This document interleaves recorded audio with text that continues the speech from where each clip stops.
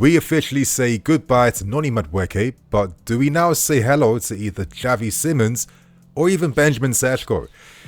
Yeah, some interesting reports to get through today, my friends. You know the drill by now. I hope you guys enjoy the video, but before I continue on, you guys know this, but the merchandise range this summer has been absolutely jumpy. The club have not been playing at all, and if you've been patiently waiting to buy this season's home shirt because you're waiting to add the Club World Cup crest, you're a smart person, and this is probably your best opportunity to cop it right now.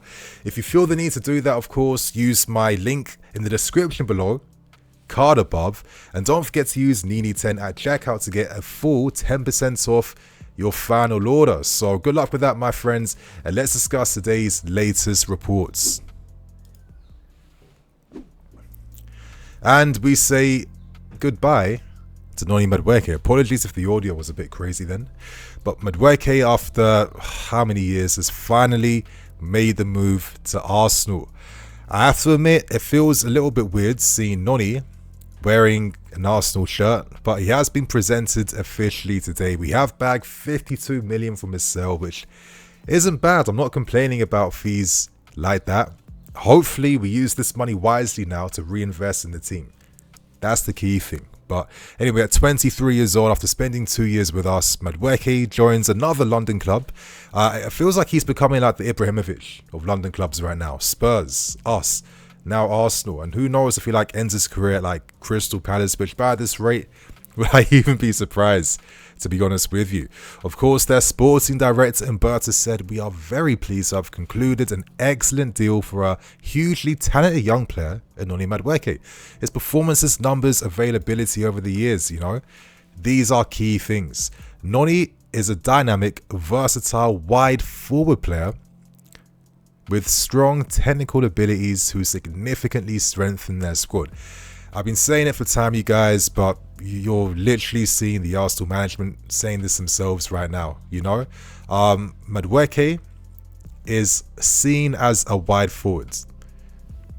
Arteta says it himself, Madueke is one of the most talented wide forward players in the league. And I stress wide forward because we haven't really used him in that capacity. He has played more of a winger role, more on the touchline, more about bringing others into the game. I've always felt like if we tapped into that a little bit, I think we could have seen more output from Madueke. And for those reasons, this is why I think this is a pretty smart move for Arsenal. I don't like the fact that we've developed him for 2 years, he has improved, and he's going to Arsenal at a pretty good time where there's more upside to come in his game. And I think if Arteta's a smart guy, he'll have Noni and Saka together, and he'll have these guys doing the classic Robin and Damien Duff interchanging. I think that could really unlock them and make things a lot better and stronger. And I don't like the fact that I'm actually complimenting Arsenal on their business. I thought Noni was one of our better players last season. Probably you could argue the strongest winger.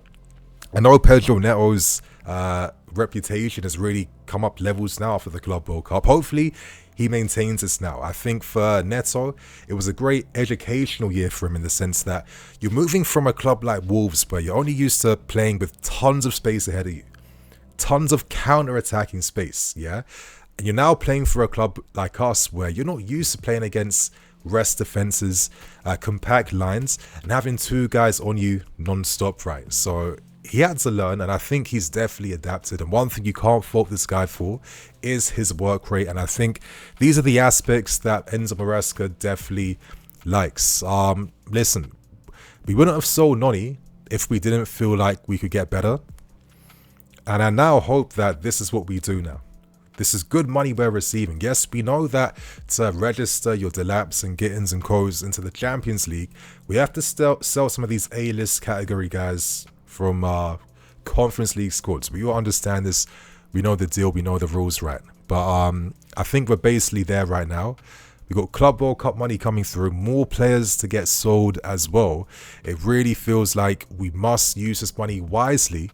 And I think when I discuss the later articles today, it's going to be pretty interesting. But anyway, Madueke did give us a pretty classy farewell message. As he says, "Listen, dear Chelsea Football Club, I want to thank you for the last 3 or so years. To every staff member that helped me along the journey, thank you. my teammates, thank you for everything. I leave with only love and admiration. We achieved so much, and I honestly wish you guys nothing but the best. To Maresca, it was a privilege to play under you. Thank you for trying to better me as a player and as a person. Yes, they had a few like takey moments here and there, but Maresca knows how to push you if he believes in you. That's the reality to the situation. And he says, lastly, thank you to every Chelsea fan. Thank you for the love, the praise, but also the criticism. I appreciate it all. I leave here with nothing but fond memories. I think it's a nice way for him to end his time here. I know for sure he will be the next boo boy when we play against Arsenal next season, which, you know, low-key is a bit unfair for him. I think he's been like a really good guy to have in the squad. You know, he didn't actually want to leave us. You know, we have been encouraging himself for a minute because I think we want to replace him and hopefully improve the team by signing someone better. And Madueke was essentially the sacrificial lamb to do that. So, yeah, man, I think Arsenal are getting a pretty decent player. Yeah, I don't really like that. I think he's going to be a pretty decent signing for them. I think he'll shut up a lot of these stupid Arsenal fans who have been crying about Noni's signing as if he's you know, like some L and some flop, which is really baffled me, to be fair with you. I think there's a plan in terms of how Arsenal are planning to use him, and I do think he'll be that wide forward alongside Saka down either flank. So what's your actual thoughts and opinions on Noni leaving us right now?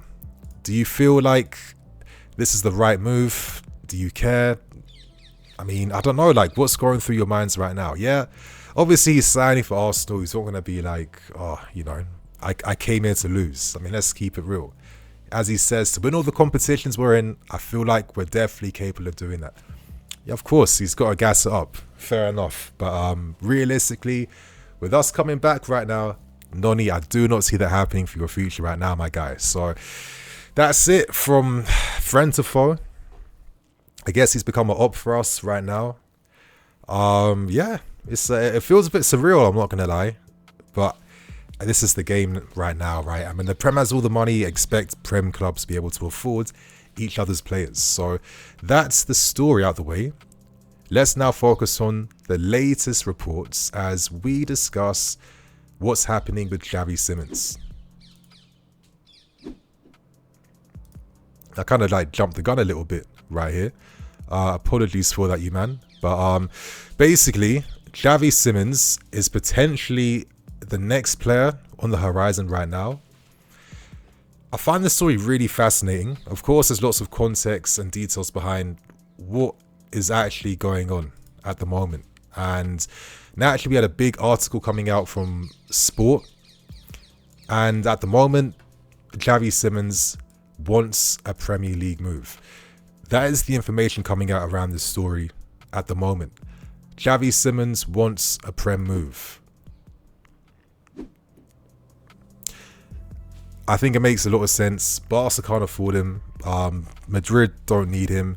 I'd imagine he wants to leave the Bundesliga. Tactically, would he find much success at Bayern? Probably. Now that Musiala's out, Bayern could be a really strong move for himself. And it wouldn't surprise me if maybe Bayern did come in to actually bag this deal over the lines, right? But I find it fascinating about our involvement. I guess there is some context behind this because Xavi Simons, one of his representatives is super agent and Ali Barrett. The Ali Barrett that has just broken the Madueke sale to Arsenal. The guy who broke the Moises Caicedo deal. He's like one of the premium guys in the game right now. Simons has told him, I want a Prem move. And naturally with Barrett's relationships with Prem clubs, he's going to turn towards them. He's going to kind of scope and feel out the situation to see, is there something here? Is there legs there? Could a deal be struck?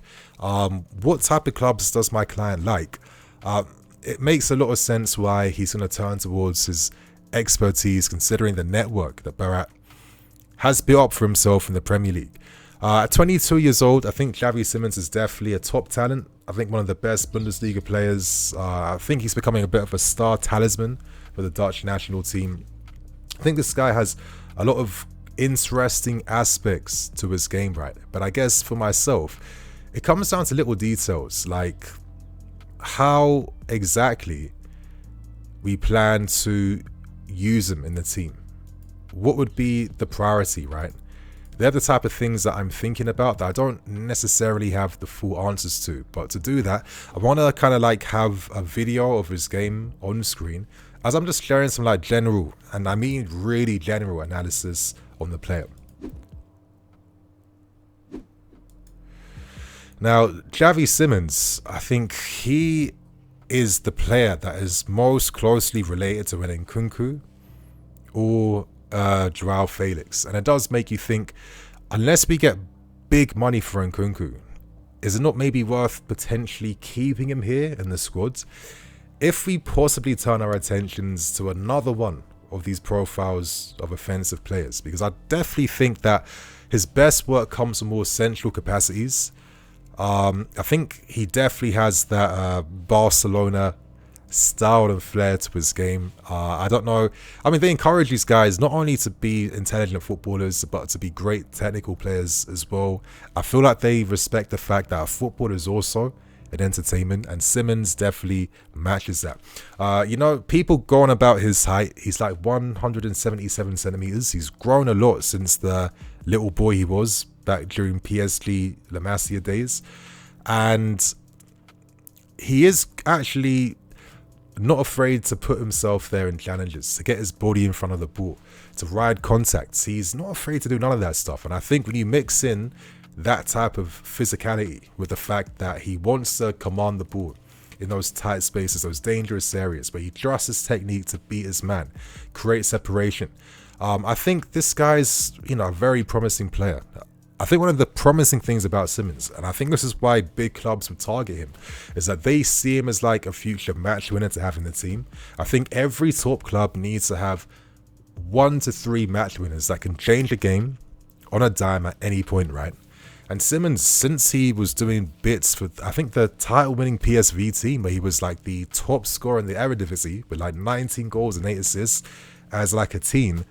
Yeah, I think normally when you're doing numbers like that in a league like that, you have to have a lot of attention paid your way. And I think in terms of like his shooting, there's a little bit of a Cole Palmer to him in the sense that he's not looking to do like the most audacious attempts, but he does he trusts his efficiency, right? He does have like a wide technical variety of shots he can turn to, like lasers, pure power, curlers, you know, creating the separation, first time shots, all that type of stuff. He has that, but he's not looking to spam things with like inefficient, unintelligent, like silly moves.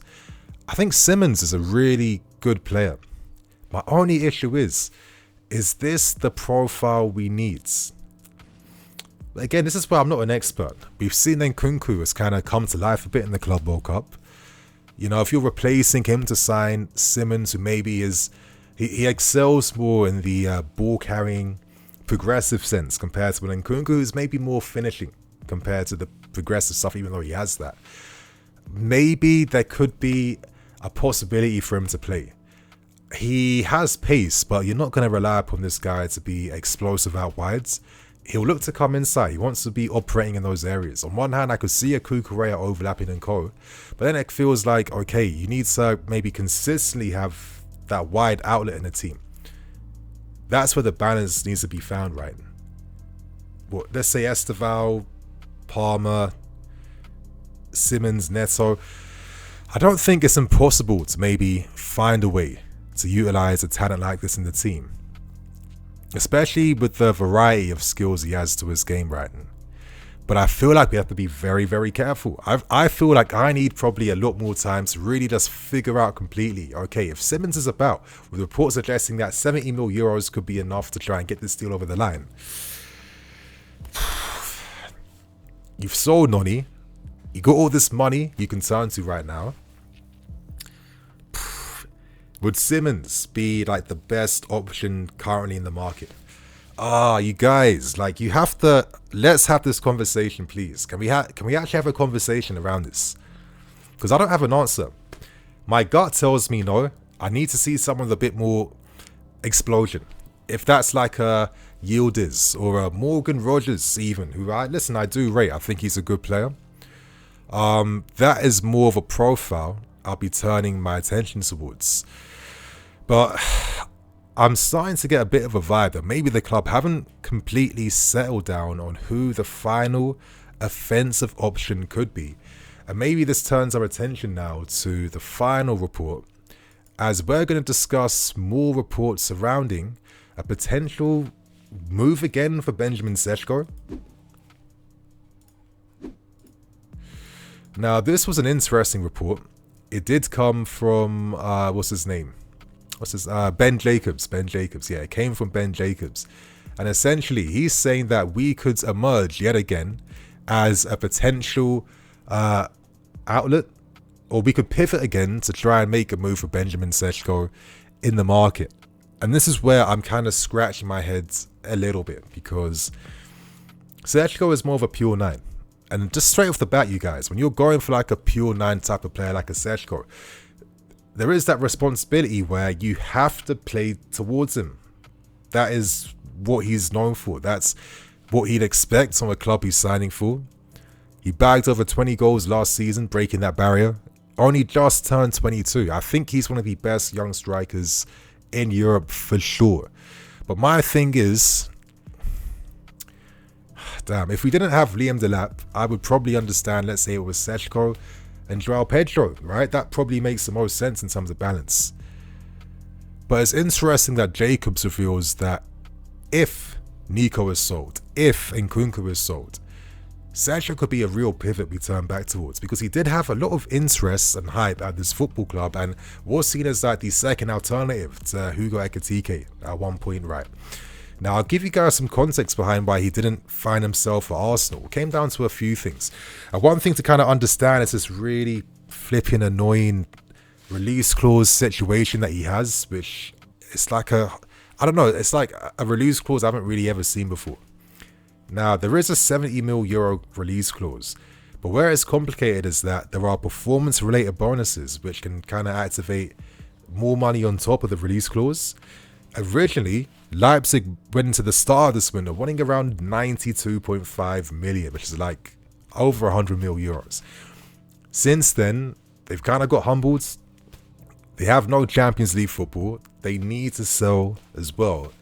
And Arsenal did come close to nearly finding an agreement with Leipzig for around 80 million euros for Sesko. But what was interesting about this was that Leipzig, were going to accept 40 million euros up front and another 40 million in add-ons. And I think when you convert the euros into pounds, I think that's around 68 million pounds. So like 34 million up front, 34 million in add-ons. That's not too bad when you deep it, right? But here's the other kicker. Now, originally, when we kind of called our interest in Sesko, I don't even think it was the transfer cost. I think it was the wages, because I think Sesko and his camp and his team, and agents are going to dictate a lot of times the type of money their clients are going to get, right?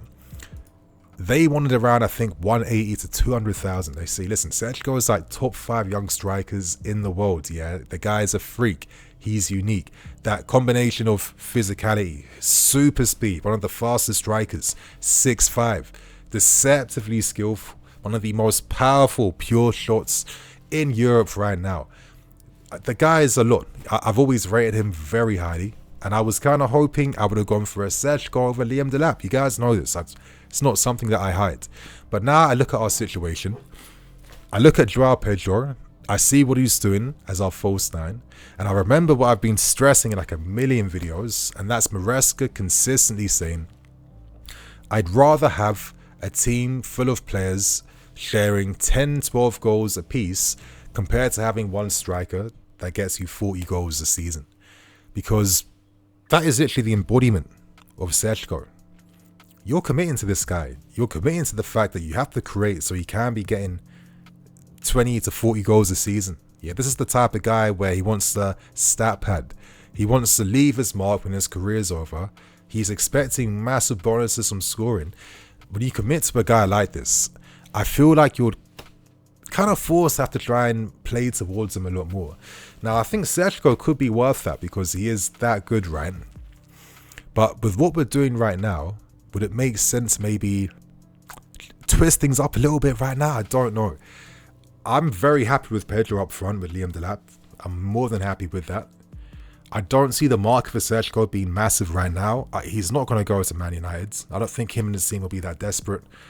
Listen, if Leipzig sold Simons, maybe if he remains there for one more season and a World Cup, I think options open up even more, right, for the following season. Maybe he could be the Harry Kane replacement. I don't know.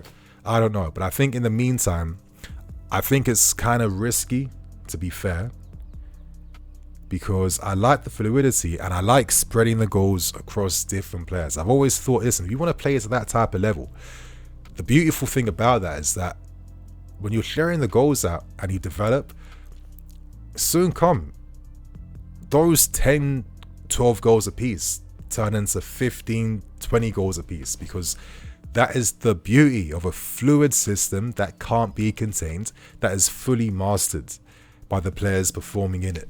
So it seems like, again, based on reports today, maybe the clarity around who the final attacking addition is going to be is kind of pivoting between maybe another number 9 and another all-round offensive player. Because just to end things very briefly, there was an interesting article from Bobby Vincent from Football London, and he revealed in the article that maybe we have plans to have 2 fixed number 9s and a more mobile, fluid option, which is interesting. If that was the case, would it just make sense for us just to keep Nico Jackson? If that's the case, right? But I'm not too sure. My friends. But anyway, this is where you guys get involved in the conversation. Share your thoughts and opinions. And I will see you guys with more uploads tomorrow. Stay tuned, love. Cool.